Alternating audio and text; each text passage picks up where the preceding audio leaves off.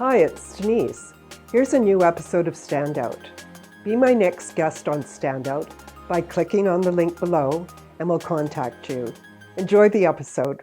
Argyle obviously stands out from many other PR firms, and you've talked a little bit about the work that you do there. And so is there anything else that you can add that sort of makes Argyle stand out from other PR firms? There's a number of things. And I mean, for me, I spent the first 26, 27 years of my career, in-house working for the public service. And I only just made the jump to Argyle last year. And as we've discussed, it was quite the year to go into private consulting in the middle of a global pandemic. But I think there were a number of things that drew me to Argyle. One of the things was, their CEO, Dan Tish, who I've known through CPRS and known professionally for a number of years.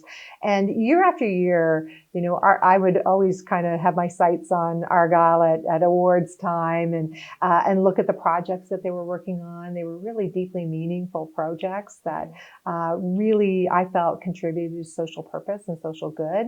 But also the interaction between the team members, always just so impressed about how excited people were about the work that they were doing, how inclusive the team seemed. So that was always attractive to me. So when there was an opportunity, as Argyle was growing west, to join part of a growing team, to really jump in, roll up my sleeves and not know what it was going to look like, but, work with the team to kind of figure that out. And what does our new business model look like? And how do we integrate these, really talented team members into one cohesive team across the country? And that's just been really, really exciting. And I think it's also been an organization where we're big enough that we can provide that full service, but we're small enough that we're still scrappy, we're still innovative, and there's just so much room. There's not a hierarchy there. The most junior of staff have the opportunity to contribute innovative ideas and see them come to fruition. So I find that really exciting.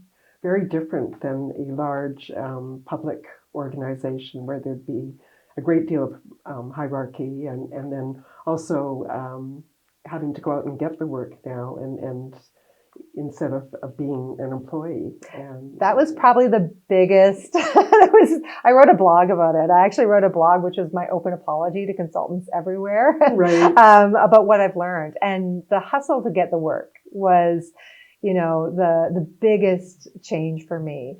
And I think the first proposal that I wrote that got rejected, I'm still not over it.